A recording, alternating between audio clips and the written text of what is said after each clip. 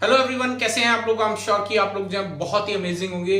So guys, आप में से बहुत सारे लोगों के ये क्वेश्चंस होते हैं, चाहे वो हमारे कमेंट सेक्शंस की बात करें, कुछ ईमेल्स भी मेरे पास आते हैं और कॉल्स भी डेफिनेटली आते रहते हैं कि हमें जो है सीसीएनए करने के बाद जो है जॉब नहीं मिल रही है।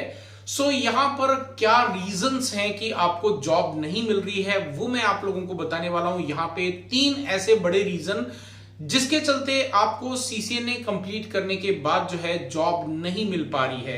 तो अगर आपका कोई भी यहां पर रीजन है और उसको आपको सही कर लोगे तो डेफिनेटली आप जो है अपना सीसीएनए करने के बाद भी बहुत अच्छी जॉब जो है आसानी से प्राप्त कर सकते हैं। सो गाइस, ये 3 रीजंस क्या हैं वो मैं आज इस वीडियो के अंदर बताने वाला हूं, तो वीडियो को अंत तक जरूर देखिएगा। मेरा नाम है मंजीत सिंह और आप देख रहे हैं आपका अपना चैनल टेक गुरु मंजीत। सो गाइस, सबसे पहले तो हमें ये नहीं पता होता है कि हम जो है बहुत जगह पे ट्राई करते हैं डिफरेंट तरीके से, जो भी हमें पता है वो हम उस तरीके से अप्लाई करते हैं और फिर फाइनली हमें कोई भी जवाब नहीं आता और हमारी जॉब नहीं लग पाती है और हम जो है एक नेगेटिव हो जाते हैं। हमारा जो एक कह सकते हैं कि हमारा जो एक ड्रीम है वो यहाँ पे किसी ना किसी तरीके से जो है वो फेल होता हुआ नजर आता है। तो ऐसे में हम लोग जो है एक नेगेटिविटी क्योंकि हमारे अंदर आ जाती है तो हम भी दूसरों तक यही पहुंचाते हैं कि सीसीएनए मत करो, नेटवर्किंग मत करो। इसके चलते जो है आगे जॉब नहीं मिलती है, मार्केट के अंदर रिक्वायरमेंट नहीं है, कोई भी हायर नहीं कर रहा है। तो इस तरह की जो है हम नेगेटिविटी स्प्रेड करना स्टार्ट कर देते हैं। बहुत सारी जगह पे इस तरह के कमेंट्स या ब्लॉग्स वगैरह जो है वो पब्लिश किए जा चुके हैं। तो यहां पर मैं आज 3 रीजन आप लोगों को बताने वाला हूं जिसके चलते जो है आप ये आइडेंटिफाई कर पाएंगे कि अगर आपने जॉब के लिए अप्लाई करा है सीसीएनए के बाद और आपको अगर जॉब नहीं मिली है तो वो क्या रीजंस हो सकते हैं, कहां पर आपको काम करना होगा। तो ये पहला जो रीजन है that problem with your job apply process. जब हम सीसीएनए कर लेते हैं तो उसके बाद जो है हम जॉब के लिए अप्लाई करते हैं।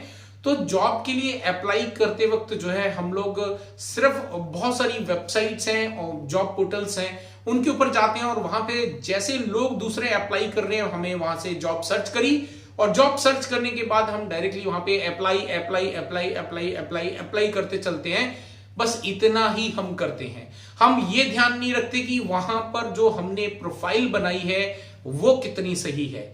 हम ये नहीं ध्यान रखते हैं कि वहां पर हमने जो कवर नोट डाला है वो कितना इंपॉर्टेंट है। सो गाइज, यहां पे जो है क्योंकि एक फ्री टूल है तो फ्री की वजह से जो है एक तो वैसे ही आपकी एप्लीकेशन काफी बैक में चली जाती है। दूसरी चीज, हमने जो वहां पे प्रोफाइल क्रिएट करके रखी है वो भी प्रॉपर अपडेट है कि नहीं है, प्रॉपरली हमने उसके अंदर जो वर्डिंग्स होनी चाहिए थी क्या हमने वो उन सब चीजों को ध्यान रखा है कि नहीं रखा है। तो ये एक रीजन हो सकता है। और यहां पर अगर मेरे तरीके से बोलो तो आप जो है डेफिनेटली आप इन जॉब पोर्टल्स पे जाएं, वहां पे बहुत सारी ऐसी जॉब हैं जिसके अंदर एचआर का या भी जो भी रिक्रूटमेंट एजेंसीज हैं उनका ईमेल आईडी होता है। उस ईमेल आईडी को आप नोट करें, नोट करके आपका जो ईमेल आईडी है वहां से अपना सीवी, अपडेटेड सीवी जो है प्रॉपर तरीके से, प्रोफेशनल तरीके से लिखा होना चाहिए।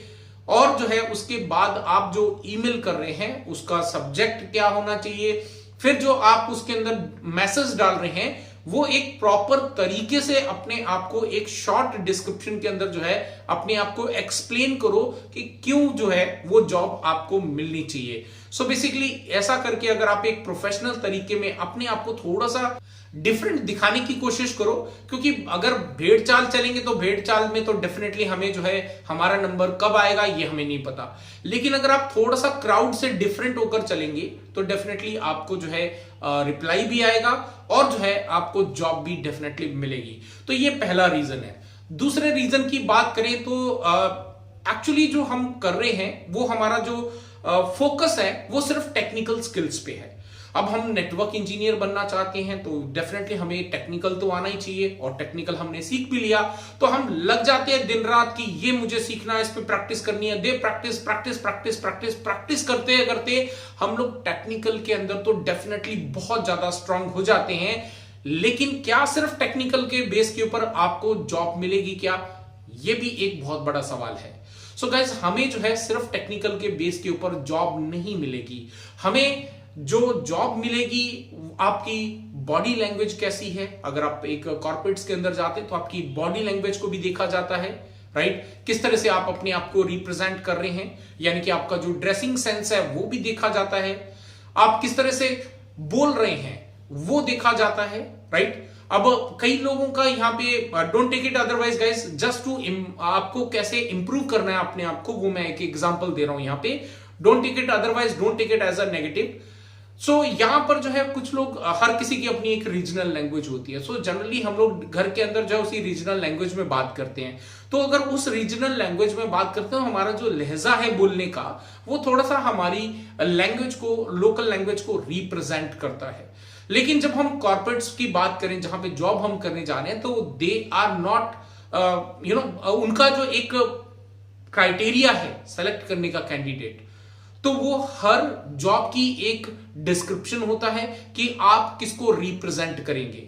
बेसिकली जब आप किसी कॉर्पोरेट में जाके जॉब करते हैं, आप जो है उस कंपनी को रिप्रेजेंट कर रहे हैं। तो अगर ऐसी कंपनियों के अंदर ज्वाइन करते हैं जाकर, जो कि बहुत बड़ी कंपनी, और आप अपना लोकल टच वाली लैंग्वेज जो है अगर कस्टमर से बात कर रहे हो या फिर अपने सीनियर से बात कर रहे हो, तो वो कहीं ना कहीं आपका एक बैड इंप्रेशन जो है वो छोड़ता है। और ऐसे में कॉर्पोरेट्स यहां पे बिल्कुल भी उस ऐसे कैंडिडेट्स को नहीं हायर करना चाहते जो उस कंपनी को जो है कहीं ना कहीं बैक फुट पे डाले।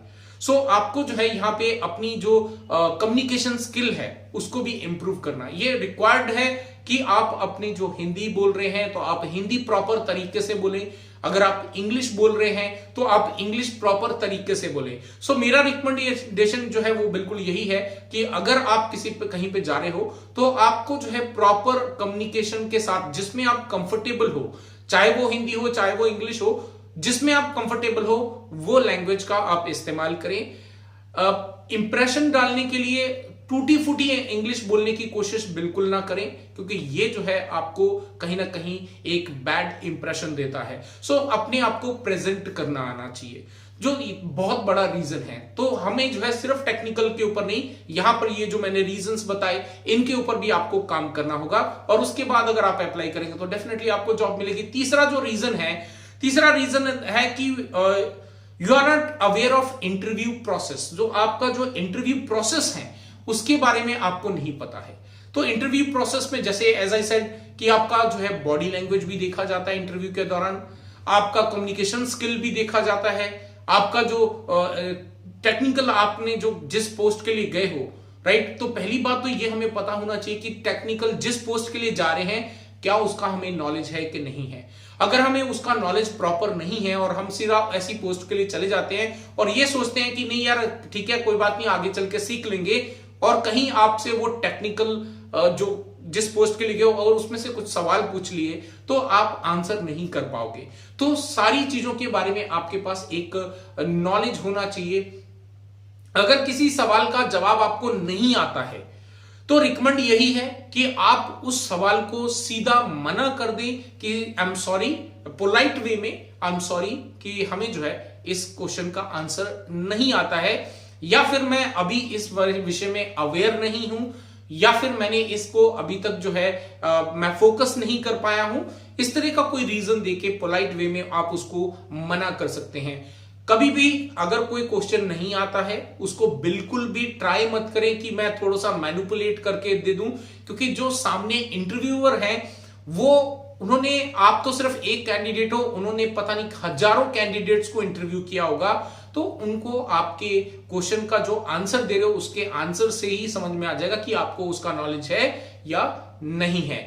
इसके अलावा जो है वो आपके वे ऑफ कम्युनिकेशन को भी जज करते हैं। Way of communication in the sense कि आप जो है हार्श वर्ड का इस्तेमाल कर रहे हो, आप सॉफ्ट वर्ड्स का इस्तेमाल कर रहे हो, आपका जो वे ऑफ टॉकिंग है वो कहीं ना कहीं आप बोल बिल्कुल सही रहे हो, वर्डिंग बिल्कुल प्रॉपर इस्तेमाल कर रहे हो, लेकिन जो आपका बोलने का जो प्रेजेंटेशन है, राइट, वो कहीं ना कहीं एक हार्श की तरफ जो है शो कर रहा है, एक ईगो उसके अंदर जो है फ्लैश हो रहा है। हो सकता है कि आपके अकॉर्डिंग वो ईगो नहीं हो, आप एक नॉर्मल बात कर रहे हो, लेकिन आपका जो कम्युनिकेशन करने का तरीका है वो कहीं ना कहीं ईगोस्टिक लग रहा है, तो ऐसे में कॉर्पोरेट्स आपको डेफिनेटली नहीं हायर करेंगे।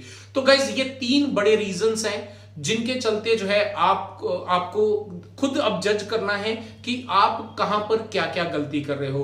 तो पहला जो मैंने यहां पे बताया दैट कि आप जो है भेड़ चाल की तरह जो है अप्लाई कर रहे हो, just apply apply apply apply कर रहे हो और अपने आप को जो है एक क्राउड से डिफरेंट शो करने की कोशिश नहीं कर रहे हो। तो ये पहला जो गलती हम लोग करते हैं। अगर अपने आप को डिफरेंटली रिप्रेजेंट करोगे, जो बाकी लोग कर रहे हैं उससे थोड़ा हट के कुछ करके दिखाओगे, तो डेफिनेटली आपका जो सीवी है वो सेलेक्ट भी होगा, क्योंकि आपने कुछ डिफरेंट किया है, राइट। ये पहला एचआर का जो आपके सीवी को सेलेक्ट करने का तरीका होता है। दूसरा जो है, आप सिर्फ टेक्निकल पे फोकस ना करें, उसके साथ साथ में अपने आप को जो रिप्रेजेंट करने के लिए आपकी बॉडी लैंग्वेज हो, आपका ड्रेसिंग सेंस हो, तो आपका जो बिल्कुल आप जो प्रेजेंटेशन है, यानी कि आप जो है बिल्कुल शेव वगैरह करके जा रहे हो, नीट एंड क्लीन है आप, तो वो आपका होना चाहिए। ये नहीं कि इंटरव्यू के लिए जा रहे हैं तो मुंह में पान दबा के पहले इंटरव्यू से कर दिया और बाद में हमारे मुंह से जो है वैसी स्मेल आ रही है। सो इन सब चीजों से आपको बच के रहना है अगर कॉर्पोरेट्स के अंदर आपको जॉब करनी है। तीसरा मैंने यहां पे बताया दैट इंटरव्यू प्रोसेस के जितने भी प्रोसेस हैं इंटरव्यू के, उनके बारे में आपको अवेयर होना चाहिए कि किस पोस्ट के लिए जा रहे हो, वहां पे क्या क्या पूछा जा सकता है और वहां पे अपने आप को रिप्रेजेंट कैसे करना है, अपने आप को सेल कैसे करना है। बेसिकली जब हम जाते हैं तो हमें खुद को सेल करना आना चाहिए, बिकॉज अगर हम सेल नहीं कर पा रहे हैं तो फिर हमें कोई भी हायर नहीं करेगा। तो ये 3 बड़े रीजन है गाइस जिनके ऊपर आपको काम करना है, और अगर आप इन पे काम करते हो तो डेफिनेटली आपको यहाँ पे जॉब की कॉल भी आएगी और आप इंटरव्यू में पास भी हो जाओगे और पास होने के बाद आपको जॉब भी मिलेगी। ये मेरी गारंटी है। आई होप कि गाइस ये वीडियो जो है आपको अच्छा लगा होगा। अगर अच्छा लगा है तो लाइक करें, शेयर करें, और अगर आपने अभी तक जो है चैनल को सब्सक्राइब नहीं करा है तो रिक्वेस्ट करता हूं चैनल को सब्सक्राइब कर दें और साथ ही साथ बेल का आइकन दबा दें ताकि आने वाले वीडियो की नोटिफिकेशन जो है वो आप तक पहुंचाए जा सके। फिर मिलते हैं एक और ऐसे नए वीडियो के साथ। Till then stay safe.